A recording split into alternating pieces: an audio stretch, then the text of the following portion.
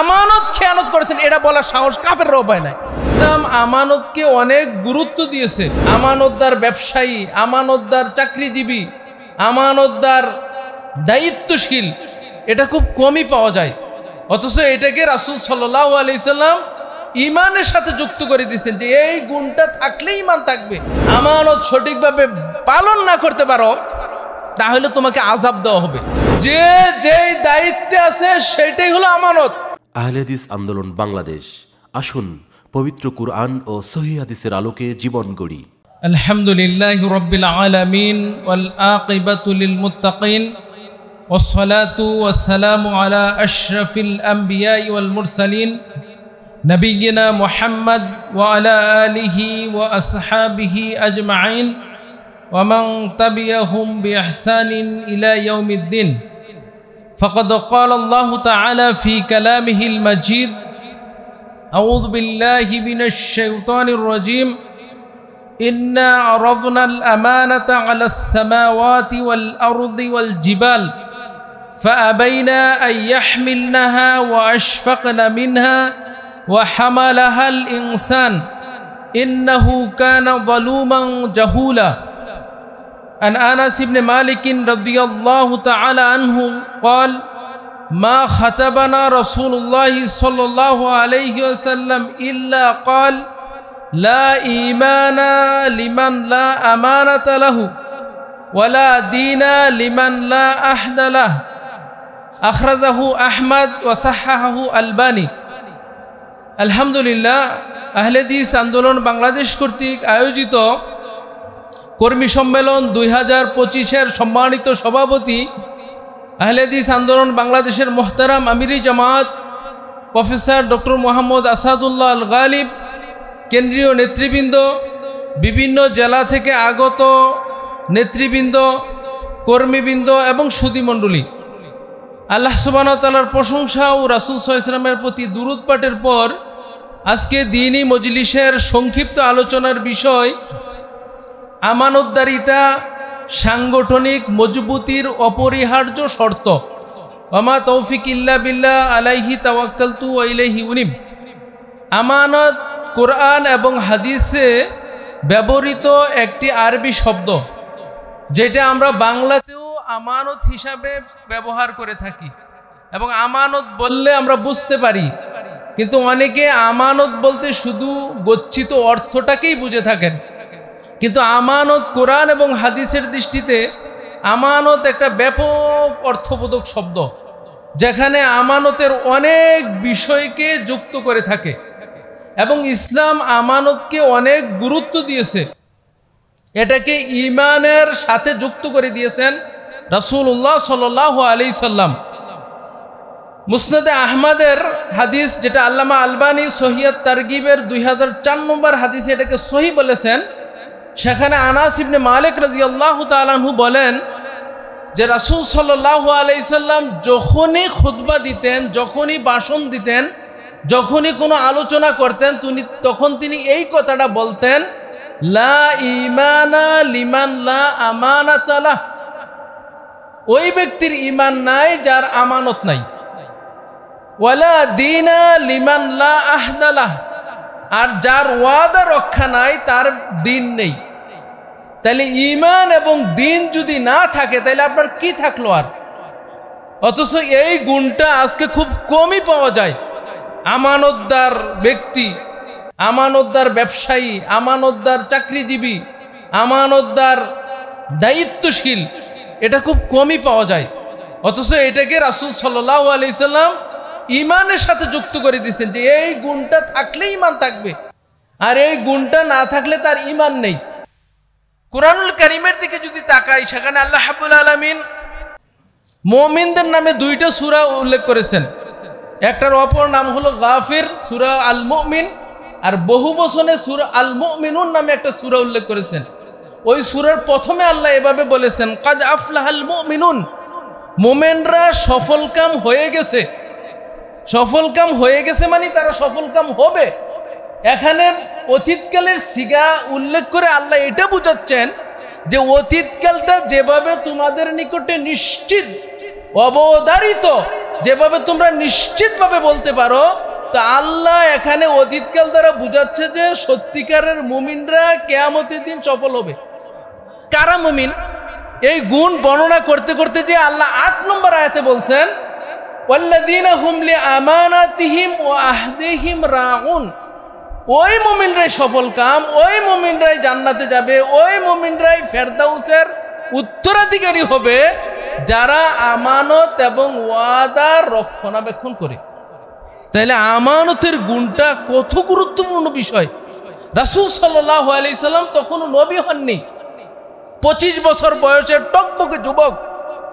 খাদিজা রাদিয়াল্লাহু তাআলা আনহা তখন মক্কার একজন ধনাঢ্য বিদুষী মহিলা। তিনি চাচ্ছিলেন যে তার ব্যবসার জন্য একজন আমানতদার, যোগ্য এবং অভিজ্ঞ এবং সৎ ন্যায়পরায়ণ একজন ব্যক্তিকে খুঁজছিলেন।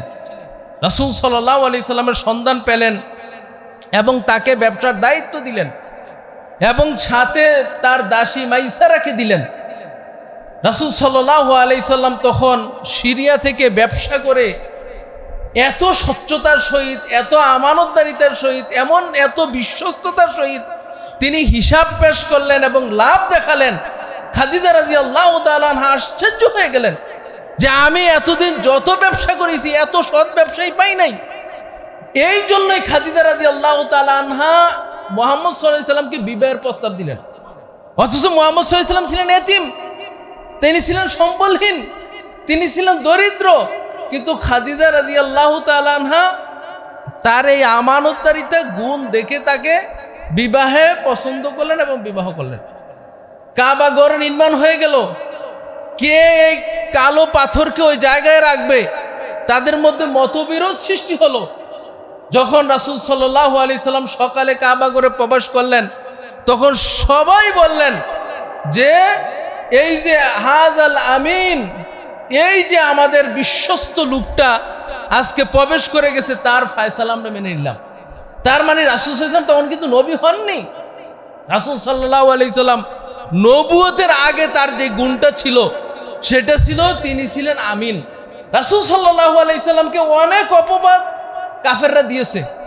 তাকে আপনার পাগল বলেছে, কবি বলেছে, জাদুকর বলেছে, মহা মিথ্যাবাদী বলেছে, মিথ্যা রচনাকারী বলেছে, মিথ্যা রটনাকারী বলেছে, তাকে পথভ্রষ্ট বলেছে, ধর্ম থেকে বলেছে, জামাত বিভক্তকারী বলেছে। কিন্তু তিনি খেয়ানত করেছেন, আমানত খেয়ানত করেছেন, এটা বলার সাহস কাফেররাও পায় না। এইরকম আমানতদার ছিলেন। দেখেন, তিনি যখন হিজরত করে চলে যাবেন মদিনাতে, সমস্ত সাহাবা প্রায় চলে গেছেন, অল্প গুটি কয়েক সাহাবা মক্কাতে রয়েছেন। তিনি চলে যাবেন, রাত্রবেলা যখন চলে যাবেন, তিনি আলী রাদিয়াল্লাহু তাআলা আনহুকে রেখে গেলেন যে আলী, মক্কার কুরাইশদের শত্রুদের সম্পদ আমার কাছে গচ্ছিত আছে, তুমি এই সম্পদগুলি দিয়ে তারপরে তুমি সেই মদিনাতে তুমি আসবে। রাসূল সাল্লাল্লাহু আলাইহি সাল্লাম খেয়ানত করেননি। সম্মানিত উপস্থিতি, এই ছিল রাসূল সাল্লাল্লাহু আলাইহি সাল্লামের গুণ। আমরা আলহামদুলিল্লাহ রাসূল সাল্লাল্লাহু আলাইহি সাল্লামকে ভালোবেসে বুকের উপরে হাত বাঁধি, জোরে আমিন বলি, কিন্তু ব্যবসার ক্ষেত্রে যদি সততা না থাকে, এই জোরে আমিনের চেয়ে, এই পায়ের সাথে পা লাগানোর চেয়ে অনেক অনেক অনেক গুণ উচ্চ মর্যাদা হলো ব্যবসার মধ্যে আমানতদারিতা রক্ষা করা। আমি বলি নাই যে এটা খুব খাটো সুন্নত, আমি বরং আমানতের গুরুত্ব বুঝাচ্ছি। আপনি জোরে আমিন বললেন, ও ভালো জিনিস, সাফল্যদান করলেন, ভালো জিনিস, কিন্তু তার চেয়েও বেশি আমানতদার হলো আপনি যেখানে চাকরি করেন ওইটার হক যথাযথভাবে আদায় করেন। ওইটা যদি না করেন তাহলে ওইটা হলো মানুষের সাথে জড়িত। আপনি এলাকার চেয়ারম্যান, আপনি এলাকার দায়িত্বশীল, আপনার এলাকার বড় নেতা, আপনার অধীনে রাষ্ট্রের যে বিষয়গুলি আসছে, আমানতগুলি আসছে, এইগুলি যদি আপনি পালন না করেন, এইগুলির দায়িত্ব এই সালাতের এই বিষয়গুলির চেয়ে অনেক অনেক অনেক বেশি গুরুত্ব। সুতরাং আমাদেরকে ওই বিষয়গুলি ওইভাবে গুরুত্ব দিতে হবে। সম্মানিত উপস্থিতি, আমানত শুধু টাকার সাথে জড়িত নয়, বরং আমানত হতে পারতে আর্থিক আবাদত আমানত, কথার আমানত, পরামর্শের আমানত, নসিহাতের আমানত, গোপনীয়তা রক্ষার আমানত, ইজ্জতের আমানত, দায়িত্বের আমানত, ইলমের আমানত, ইসলামী দাওয়াতের আমানত, দিন প্রতিষ্ঠার আমানত, আপনার আরো হতে পারে রাষ্ট্রীয় আমানত, আপনার হতে পারে বিচারের আমানত, হতে পারে নেতৃত্ব মর্যাদার আমানত, ন্যায় বিচারের আমানত, জনগণের আমানত, সংগঠনের আমানত, চাকরির আমানত, স্বামী স্ত্রীর আমানত, পরিবারের আমানত, ব্যবসা বাণিজ্যের আমানত। আমি 20টা বললাম, প্রতিটা বলার তো সুযোগ নেই, কিন্তু সবগুলি আমানত। সম্মানিত উপস্থিতি, এই আমানতকে আমরা 2টা ভাগে আজকে ভাগ করব। একটা আমানত হলো ব্যাপক আমানত, আম আমানত। সেটা হলো যে আল্লাহ রাব্বুল আলামিন আমাদেরকে যেই জন্য পৃথিবীতে পাঠিয়েছেন, এই আমানত, যেটা আল্লাহ রাব্বুল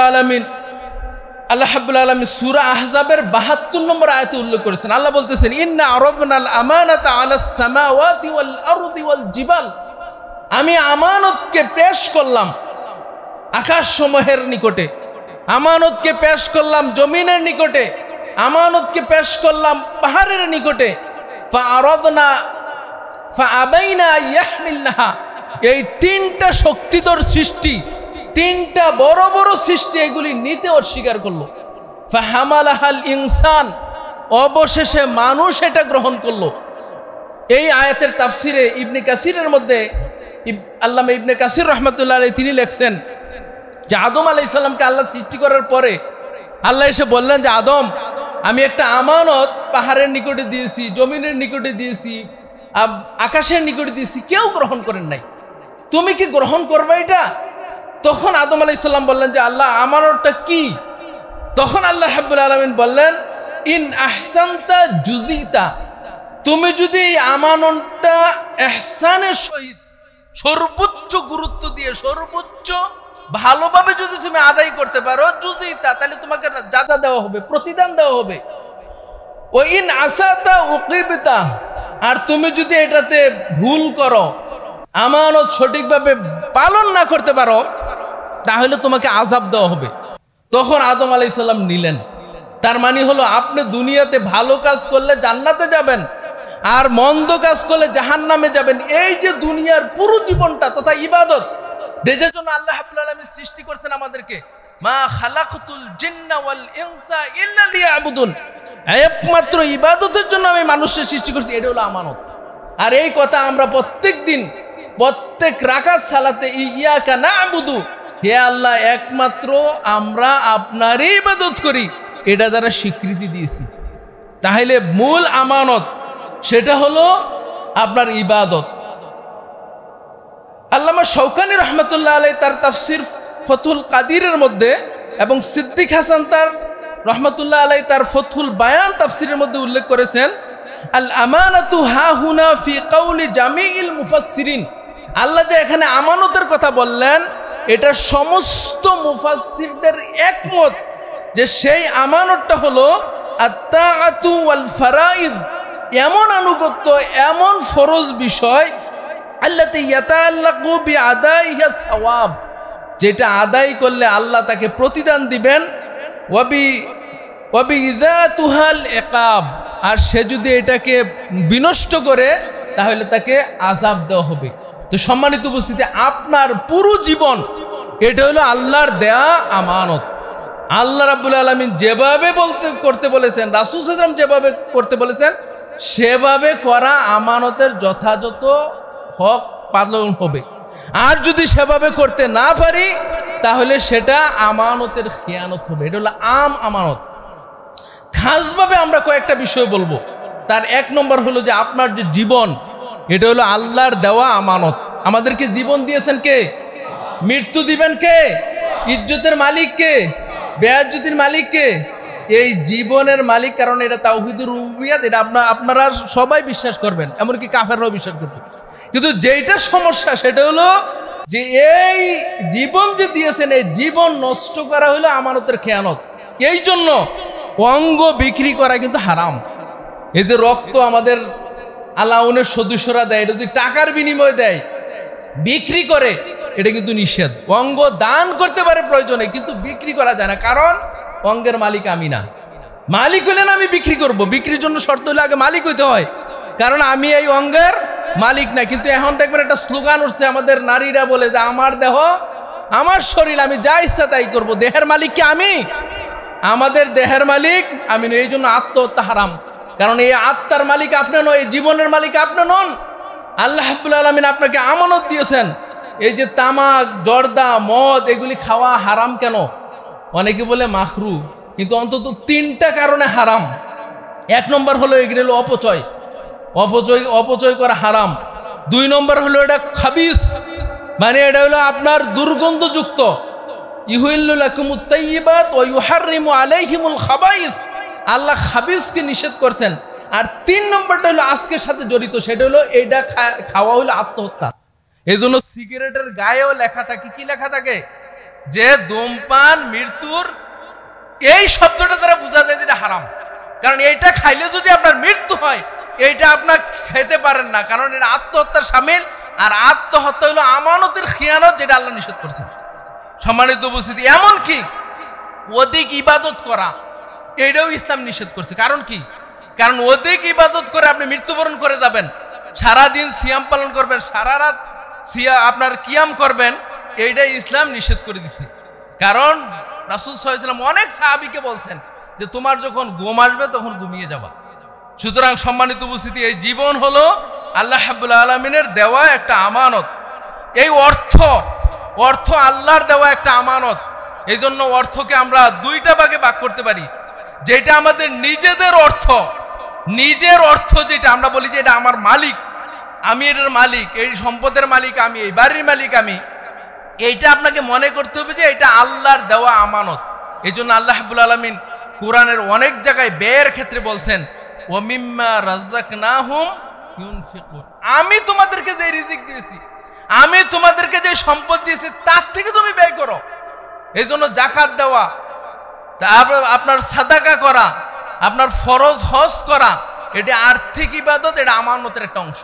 কারণ আল্লাহ আপনাকে অর্থ দিয়েছেন, এই জন্য আপনি খরচ করবেন। আর 2 নম্বর যে বিষয়টা, সেটা হলো মানুষের সম্পদ। আপনি মসজিদের ক্যাশিয়ার, মাদ্রাসার দায়িত্বশীল, সংগঠনের অর্থ সম্পাদক, এই যে অর্থ আপনার কাছে থাকে, এইটা আমানত। এই জন্য অর্থ, আয় এবং ব্যয়, এইটা সংগঠনের একটা গুরুত্বপূর্ণ বিষয়। অনেক সময় দেখা যায় এই অর্থের কারণেই সংগঠনের ভাঙন সৃষ্টি হয়, যে কত টাকা আসলো, কত টাকা ব্যয় হলো, তার হিসাব নাই। সভাপতি সাহেবের কাছে সব হিসাব, অর্থ সম্পাদকের কাছে সব হিসাব, অন্যান্য সদস্যরা মনে করে যে কত যে আসলো আর কত যে ব্যয় হলো, আমরা তার হিসাব জানি না। এই জন্য সংগঠনের নিয়ম কি? যে রিসিট ছাড়া জমা নাই, আর বাউচার ছাড়া খরচ নাই। রিসিট নিয়ে আপনি জমা 2 টাকা, 5 টাকা, 10 টাকা যাই হোক না কেন, লিখে নিবেন কোন খাত থেকে পেয়েছেন, কে দিয়েছেন। আবার যখন এটা ব্যয় করবেন, তখন এটা বাউচার নিয়ে ব্যয় করবেন, তাহলে সমস্যা হবে না, কারণ এটা অর্থনীতির আমানত। সম্মানিত উপস্থিতি, আরেকটা গুরুত্বপূর্ণ আমানত হলো দায়িত্বের আমানত। যে যেই দায়িত্বে আছে সেটাই হলো আমানত। আবু হুরায়রা রাদিয়াল্লাহু তাআলা আনহু বলেন যে একজন আরবি বেদুইন রাসূল সাল্লাল্লাহু আলাইহি ওয়াসাল্লামের কাছে আসলেন। এসে রাসূল সাল্লাল্লাহু আলাইহি ওয়াসাল্লামকে বললেন যে মাতাসা ইয়া রাসূলুল্লাহ, হে আল্লাহ রাসূল, কখন কিয়ামত হবে? তখন রাসূল সাল্লাল্লাহু আলাইহি ওয়াসাল্লাম বললেন, ইযা দুইয়াতিল আমানা ফান্তাযিরিস সাআ, যখন আমানতের খিয়ানত হবে তখন তুমি কিয়ামতের অপেক্ষা করবে। তখন সাহাবী বললেন, কাইফা ইউযাইয়ুহা ইয়া রাসূলুল্লাহ, হে আল্লাহর রাসূল, আমানতের আবার খিয়ানত কিভাবে হবে? এই কথা দ্বারা অনেক কিছু বোঝা যায়, যে হয়তো সাহাবী বুঝতেন না যে আমানত আবার খিয়ানত করবে মানুষ, মুসলিম ব্যক্তি খিয়ানত করবে। তখন রাসূল সাল্লাল্লাহু আলাইহি ওয়াসাল্লাম বলেন, ইযা উসিদাল আমরু গায়রি আহলিহা, যখন অযোগ্য লোককে দায়িত্ব দেওয়া হবে তখন মনে করবে যে আমানতের খেয়ানত হয়েছে। তাইলে বোঝা গেল দায়িত্ব আমানত। এই যে অযোগ্য লোক কিভাবে ক্ষমতায় আসে? কারণ আমাদের দেশে যে সিস্টেম, গণতান্ত্রিক সিস্টেম, যার শক্তি আছে, যার কর্মী বাহিনী আছে, যার টাকা পয়সা আছে, যার আপনার পেশি শক্তি আছে, সেই ক্ষমতা চলে আসতেছে। নাই কোনো শিক্ষা দীক্ষা, নাই কোনো যোগ্যতার বিষয়। আলহামদুলিল্লাহ, আপনারা নিঃসন্দেহে অবগত হয়েছেন যে আগামী দিন প্রায় ৭৪টি জেলার দায়িত্বশীল নির্বাচিত হবে মুহতারাম আমিরে জামাতের পরামর্শে। এখানে কোনো লবিক নাই, এখানে কোনো টাকা নাই, এখানে কোনো দলবাজ নাই, এখানে কোনো কিছু নাই। ইনশাআল্লাহ ৭৪টি জেলার দায়িত্বশীল নির্বাচিত হবে। এই একজন মুহতারাম আমিরে জামাত এবং অল্প সংখ্যক কেন্দ্রীয় নেতৃবৃন্দের মাধ্যমে যদি ৭৪টি জেলার অস্বল্প সংখ্যক লোক কোনো টাকা ছাড়া, কোনো পোস্টারিং ছাড়া কোনো প্রচারণা ছাড়া, কোনো গ্রুপিং ছাড়া যদি দায়িত্ব নির্বাচন করা যায়, তাহলে কি এই দেশে আপনার নির্বাচন ছাড়া কি এই দেশের জাতীয় ক্ষমতায় যারা আসবে তাদের দায়িত্ব নির্বাচন করা যাবে না? অবশ্যই যাবে। কিন্তু এটার জন্য কারো মন মানসিকতা নাই। এখন ভোট আসার আগেই দেখবেন উমুক ভাইকে আমরা এমপি হিসাবে দেখতে চাই, উমুক ভাইকে এই হিসাবে দেখতে চাই। এইগুলি কি? সম্মানিত উপস্থিতি, মুসলিম হিসাবে অযোগ্য লোককে দায়িত্ব দেওয়া হলো আমানতের খেয়ানত। এই জন্য আমরা বলবো যে যোগ্য লোককে আনার জন্য এই নির্বাচনের যে সিস্টেম, এটা যোগ্য লোক আসার কোনো সুযোগ নাই। একজন যোগ্য লোকের যদি টাকা না থাকে, সে তো ইনভেনশনে আপনার দাঁড়াইতেই পারবে না, প্রচারণাই করতে পারবে না, লোক জানবেই না যে তিনি একজন যোগ্য প্রার্থী। কারণ এখানে টাকার খেলা, ক্ষমতার খেলা। আল্লাহ আমাদেরকে বুঝার তৌফিক দান করুক। আবু হুরায়রা রাদিয়াল্লাহু তাআলা আনহু বলেন, ইন্নাকুম সাতাহরিসুনাল আমা আলাল ইমারা, অচিরেই তোমরা ইমারত, দায়িত্বের জন্য তোমরা আগ্রহী হবে। ও সায়াকুনুন নাদামা ইয়াউমাল কিয়ামা, অথচ কিয়ামতের দিন এই দায়িত্বের কারণেই তোমরা লজ্জিত হবে। কারণ দায়িত্ব যে চেয়ে নেয়, আল্লাহ রাব্বুল আলামিন তাকে সাহায্য করেন না। আপনি যদি দায়িত্ব চেয়ে নেন যে আমার এই হওয়া লাগবে, ওই হওয়া লাগবে, আমাকে ভোট দেন, আমি এই করব সেই করব, তাহলে আপনি দায়িত্ব চেয়ে নিলেন, আল্লাহর সাহায্য পাওয়া যাবে না। আর যদি দায়িত্ব চেপে আসে, চলে আসে, তখন আল্লাহ রাব্বুল আলামিন তাকে সাহায্য করেন। সম্মানিত উপস্থিতি, আল্লাহ রাব্বুল আলামিন, রাসূল সাল্লাল্লাহু আলাইহি সাল্লাম বলেছেন, আব্দুল্লাহ ইবনে ওমর রাদিয়াল্লাহু তাআলা আনহু বলেন, আলা কুল্লুকুম রাঈন ওয়া কুল্লুকুম মাসউলুন আন রাইয়াতিহি, তোমরা প্রত্যেকেই দায়িত্বশীল। কে আপনি হয়তো চেয়ারম্যান না, মেম্বার না, এমপি না, কিন্তু আপনি একজন দায়িত্বশীল, হয়তো পরিবারের দায়িত্বশীল। এই পরিবারটা আপনার কাছে আমানত। আপনি একটা সমাজের দায়িত্বশীল, সমাজটা আপনার কাছে আমানত। আপনি একটা অফিসের অফিসার, একজন কর্মচারী, আপনার দায়িত্বশীল। সুতরাং যে যেই পর্যায়ে আছে সবাই হলো দায়িত্বশীল। সে যদি দায়িত্বের মধ্যে অবহেলা করে, আল্লাহ রাব্বুল আলামিনের কাছে জবাবদিহি করতে হবে। আর এই দায়িত্ব চেয়ে নেওয়া যায় না। আবু যর গিফারি রাদিয়াল্লাহু তাআলা আনহু রাসূল সাল্লাল্লাহু আলাইহি ওয়াসাল্লামকে এসে বললেন, ইয়া রাসূলুল্লাহ, আমাকে একটা দায়িত্ব দিয়ে দেন। রাসূল সাল্লাল্লাহু আলাইহি ওয়াসাল্লাম তখন প্রেসিডেন্ট, মক্কা মদিনার প্রেসিডেন্ট, মদিনা রাষ্ট্রের তিনি প্রধান ব্যক্তি।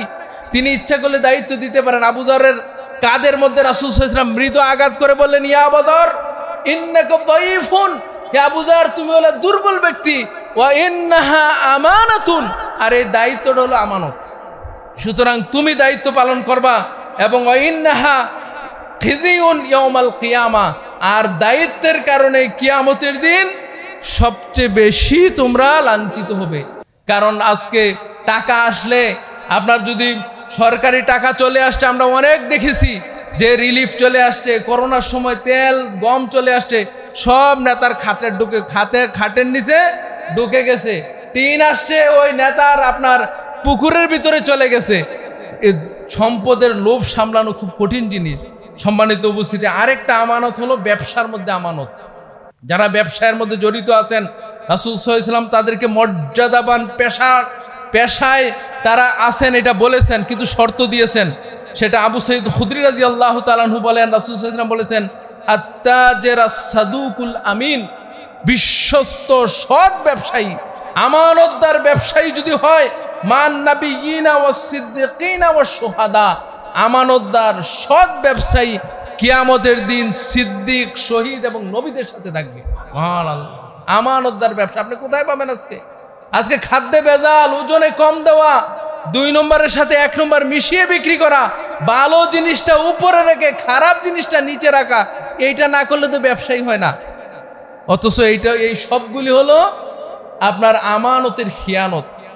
রাসূল সাল্লাল্লাহু আলাইহি সাল্লাম আরেক হাদিসে বলছেন, আল বাইআনে বিল খিয়ারি মা লাম ইয়াতাফাররাক, ক্রেতা এবং বিক্রেতার জন্য খিয়ার রয়েছে, সেই ইচ্ছা করলে চুক্তিটা ঠিক রাখতে পারবে অথবা ভঙ্গ করতে পারবে।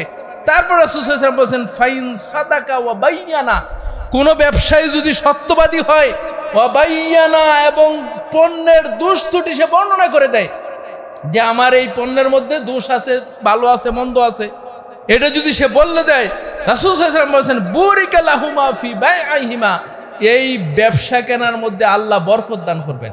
ওয়াইন কাতামা ওয়া কাযাবা, আর যদি সে গোপন রাখে, দোষ ত্রুটি গোপন রেখে দিছে, বলে না, কাপড়ে ছিঁড়া আছে, পণ্যের ত্রুটি আছে, এগুলি আপনি ডেকে রাখে। ফল কিনতে যাবেন, 2টা ভালো দিবে, 3টা খারাপ দিবে, এমনভাবে লুকিয়ে রাখবে যে আপনি বুঝতেই পারবেন না যে আপনি কি দিছে আপনাকে। আপনি মনে করবেন খুব ভালো দিছে, অনেক ভালো জিনিস দিছে, কিন্তু খারাপ জিনিস দিয়ে দিছে। রাসূল সাল্লাল্লাহু আলাইহি ওয়াসাল্লাম বলছেন, সে যদি ডেকে রাখে আর মিথ্যা বলে যে আমার জিনিসটাই সবচেয়ে ভালো, রাসূল সাল্লাল্লাহু আলাইহি ওয়াসাল্লাম বলছেন বুরিকালি বাইয়াহিমা, তাহলে তার এই বেচা কেনার মধ্যে যে বরকত ছিল এটা আল্লাহ উঠিয়ে নেবেন, বরকত উঠিয়ে নেবেন। সম্মানিত উপস্থিতি, এই জন্য ব্যবসার মধ্যে আমানত একটা গুরুত্বপূর্ণ বিষয়। বিচারের মধ্যে আমানত। আজকে দেখেন বিচার যারা কোর্টে কাছারিতে আপনার যারা মামলার মধ্যে ঢুকে আছেন, তারা দেখতে পাচ্ছেন যে কত কিভাবে সত্যকে মিথ্যা বানিয়ে দিচ্ছে, মিথ্যাকে সত্য বানিয়ে দিচ্ছে। একজন নিরপরাধ লোককে আপনার অপরাধী বানিয়ে আজকে জেলের মধ্যে রেখে দিছে, আর অপরাধী ব্যক্তি আজকে ঘুরে বেড়াচ্ছে। এই যে বিচার ব্যবস্থা, এই বিচার ব্যবস্থাটা যারা দায়িত্বশীল তাদের নিকট আমানত। যদি কেউ সত্যিকারের বিচার না করে, তাহলে সেই আমানতের আপনার সেই আমানতের যে খেয়ানত, এটার শাস্তি ভোগ করতে হবে। আজকে ইলম এটা একটা আমানত। আপনি যতটুকু ইলম শিখেছেন এটা আমানত। আল্লাহ রাব্বুল আলামিন যতটুকু আপনি ইলম দিয়েছেন সেই ইলমটা হলো আমানত। এই জন্য আমরা আজকে যা শিখি এটা দায়িত্ব হলো আমরা আমাদের জেলাতে যে এটা প্রচার করব। রাসূল সাল্লাল্লাহু আলাইহি ওয়াসাল্লাম এই জন্য বলছে, একটি হাদিসও যদি তোমার জানা থাকে এটা পৌঁছিয়ে দাও, জানিয়ে দাও, এটা মানুষের কাছে প্রচার করো। সুতরাং আহলে হাদিস আন্দোলনের যে কর্মপদ্ধতি রয়েছে তার মধ্যে একটা হলো আপনার তাবলীগ। প্রথমটাই হলো তাবলীগ, প্রচার করা। সম্মানিত উপস্থিতি, সর্বশেষ আমি একটা যেই কথাটা বলবো সেটা হলো একটা বই রয়েছে আপনার সমাজ বিপ্লবের ধারা। এই বইটা আশা করি সকলেই পড়েছেন। এই বইয়ের মধ্যে 3টা সমাজ বিপ্লবের 3টা ধারা উল্লেখ আছে। আমি এগুলি বলবো না, শেষের দিকে দেখবেন 3টা হুঁশিয়ারি আছে। 3টা হুঁশিয়ারির মধ্যে লেখা হয়েছে যে প্রথম নম্বর হুঁশিয়ারি হলো আমরা আন্দোলনের তড়িৎ ফল পেতে চাইব। আন্দোলনের তড়িৎ ফল, যে আমার জেলা গঠন হলো, কেন আমরা লোক সংখ্যা বাড়তেছে না, কেন প্রচার হচ্ছে না, এই তড়িৎ ফল চাইব। 2 নম্বর হলো অন্যদের দুনিয়াবি জৌলুস দেখে প্রতারিত, আরে অমুকে মনে এমপি হয়ে গেল, অমুকে মন্ত্রী হয়ে গেল, অমুকে এই হয়ে গেল, অমুকের এত লোক, অমুকের এমক, এইগুলি দেখে আমরা প্রতারিত হবে। 3 নম্বর যেটা আজকের আলোচনার বিষয় সেটা হলো আমরা পরস্পর আমানতে সন্দেহ করব। এই জন্য প্রত্যেক দায়িত্বশীল আমানতদারিতা বজায় রাখতে হবে। এগুলো নিজের মধ্যে আপনি যদি দায়িত্বশীল মানে আপনার জেলার সেক্রেটারি, আপনার জেলার সভাপতি, আমি আমার নিজের ভুল ত্রুটি আল্লাহর কাছে ক্ষমা চেয়ে তারপরে বলতেছি যে আপনি যে দায়িত্বশীল, আপনি যদি ওই দায়িত্বটা পালন না করেন তাহলে আপনি বলতে পারবেন না। এই জন্য সন্দেহ করবে। টাকা, যেটা আগে বলেছি, টাকা আপনার কাছে রাখলেন, হিসাব দিচ্ছেন না, আপনার পরিবার ঠিক নাই, পরিবারের আমারও ঠিক নাই, আপনার মেয়ে আপনার বেপরদাভাবে চলে, স্ত্রী আপনার পর্দায় থাকে না, আপনার মানুষকে ভালো কথা বলতে পারবেন না। এই জন্য নিজে আগে আমানতদার হতে হবে সার্বিক ক্ষেত্রে, ব্যক্তি জীবন থেকে শুরু করে পারিবারিক, সামাজিক এবং দায়িত্বের আপনার প্রতি যে দায়িত্ব আসবে, এই দায়িত্বের আমানত যখন আপনি দিতে পারবেন তখন সন্দেহ দূর হবে, সংগঠন ব্যাপকমান হবে এবং সংগঠন লক্ষ্য পানে এগিয়ে যাবে ইনশাল্লাহ। আল্লাহ রাব্বুল আলামিন আমাদের সেই সংগঠনের সহযাত্রী হয়ে জান্নাতে অধিবাসী হওয়ার তৌফিক দান করুন। হাযা ওয়া সাল্লাল্লাহু আলা নবিয়িনা মুহাম্মদ ওয়া আলা আলিহি ওয়া সাহবিহি আজমাইন। আসসালামু আলাইকুম ওয়া রাহমাতুল্লাহ।